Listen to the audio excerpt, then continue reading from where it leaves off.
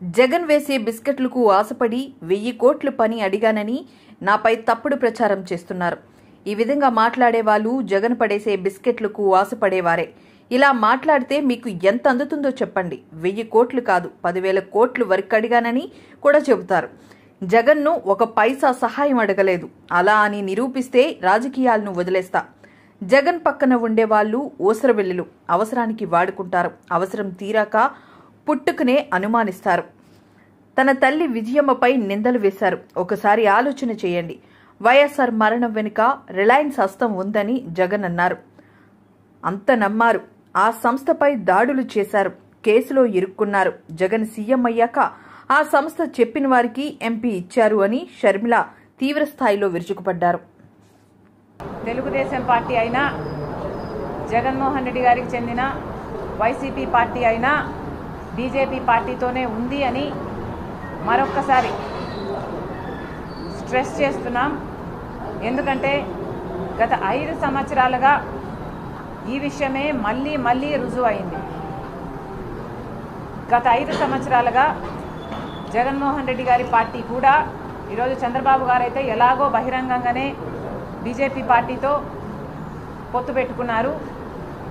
చంద్రబాబు గారి టీడీపీ అయినా జనసేన అయినా, కానీ కంటికి కనిపించని పొత్తు, అక్రమ పొత్తు జగన్మోహన్ రెడ్డి గారికి బీజేపీ పార్టీతో గత 5 సంవత్సరాలుగా కొనసాగుతూనే ఉంది. కొనసాగుతుంది అన్నదానికి ఒకటి కాదు అనేక రుజువులు ఉన్నాయి.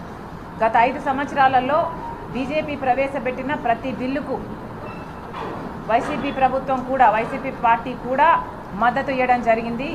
ఆఖరికి మణిపూర్ ఘటన, క్రైస్తవుల ఊచకోత జరిగిన ఆ ఘటనలో కూడా నో కాన్ఫిడెన్స్ మోషన్ పెడితే బీజేపీ ప్రభుత్వమే నిలబడాలి అని తెలుగుదేశం పార్టీతో సహా జగన్మోహన్ రెడ్డి గారి వైసీపీ పార్టీ కూడా బీజేపీ పార్టీకే మద్దతు ఇచ్చింది. ఒక్క బిల్లు కాదు, అనేక సందర్భాలలో గత 5 సంవత్సరాలుగా ఏ బీజేపీ పార్టీ అయితే ముస్లింల రిజర్వేషన్ 4% తీసేస్తామని చెప్తుందో, మత కల్లోలాలు సృష్టిస్తుందో, అదే బీజేపీ పార్టీకి జగన్మోహన్ రెడ్డి గారు, Telugu Desam party, YCP party, Telugu Desam party ఇద్దరు 2 పార్టీలు బీజేపీ పార్టీకే మద్దతు ఇచ్చాయి.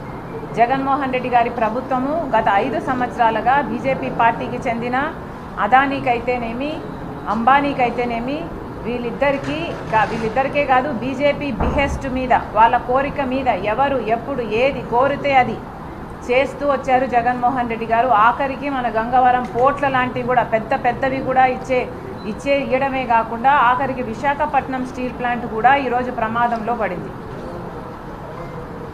ఈరోజు 5 సంవత్సరాల తర్వాత, ఈరోజు 5 సంవత్సరాలకు గాను జగన్మోహన్ రెడ్డి గారు దత్తపుత్రుడు అని నిర్మలా సీతారామన్ గారే చెప్పడం జరిగింది. అంటే గత 5 సంవత్సరాలుగా మోడీకి దత్తపుత్రుడిగా జగన్మోహన్ రెడ్డి గారు వ్యవహరించారు.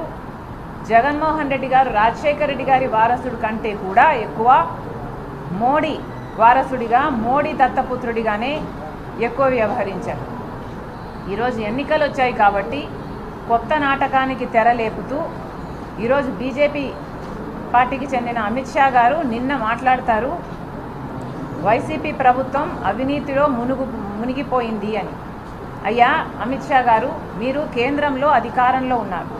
మరి వైసీపీ పార్టీ, వైసీపీ ప్రభుత్వము ఇంత అవినీతిలో కూరుకుపోయింది అని మీకు ముందు నుంచి తెలిస్తే మీరు ఏ చర్య 5 సంవత్సరాలుగా ఎందుకు తీసుకోలేదు? కేవలం మీ దత్తపుత్రుడు కాబట్టే మీరు తీసుకోలేదు అని మేము ఆరోపిస్తున్నాం. మీరు కేంద్రంలో ఒక వాచ్ డాగ్లా, ఒక కాపలా కుక్కగా ఉండాల్సిన మీరు, దేశానికి మీరు వాచ్ డాగ్, కేంద్రంలో మీరు అధికారంలో ఉన్నారు. మరి అలాంటప్పుడు ఒక రాష్ట్రంలో అవినీతి జరిగింది అని మీకు తెలిస్తే ఒక ఈడీ అయినా, ఒక కాగ్ అయినా ఎందుకు మీరు ఆదేశించలేదు? ఎందుకు ఏ చర్య తీసుకోలేదు? ఎందుకంటే జగన్మోహన్ రెడ్డి గారు మీ దత్తపుత్రుడు కాబట్టి, ఎందుకంటే జగన్మోహన్ రెడ్డి గారు మీరు చెప్పిందల్లా చేసే మనిషి కాబట్టి, ఎందుకంటే జగన్మోహన్ రెడ్డి గారు మీకు తొత్తు కాబట్టే ఈ 5 సంవత్సరాలు ఆయన మీద ఏ చర్య తీసుకోలేదు. ఈరోజు మాట్లాడుతున్నారు అవినీతిలో కూరుకుపోయింది అని. ఈరోజేదో వైరం ఉన్నట్టు మాట్లాడుతున్నారు అంటే అది కేవలం మైనారిటీల ఓట్ బ్యాంకు వైసీపీకి చెక్కు చెదరకుండా ఉండాలి, వైసీపీకి వచ్చే ఓట్లు వైసీపీకి రావాలి, వైసీపీకి వచ్చే ఎంపీలు వైసీపీకి రావాలి, టీడీపీ ఎంపీలు ఎలాగో బీజేపీ పార్టీ అలయన్స్లో ఉన్నారు, అటు చంద్రబాబు గారిని ఇటు వైసీపీని ఇద్దరు పార్టీని కలుపుకుపోవాలి అన్నది బీజేపీ ఉద్దేశం అన్నది ప్రజలందరికీ చాలా తేట తెల్లమయ్యేటట్టు నిన్న వ్యవహరించడం జరిగింది. అమిత్ షా గారు మాట్లాడుతున్నారు, పోలవరం ప్రాజెక్టుని 2 సంవత్సరాలలో పూర్తి చేస్తారంట. మిస్ సిగ్గుగా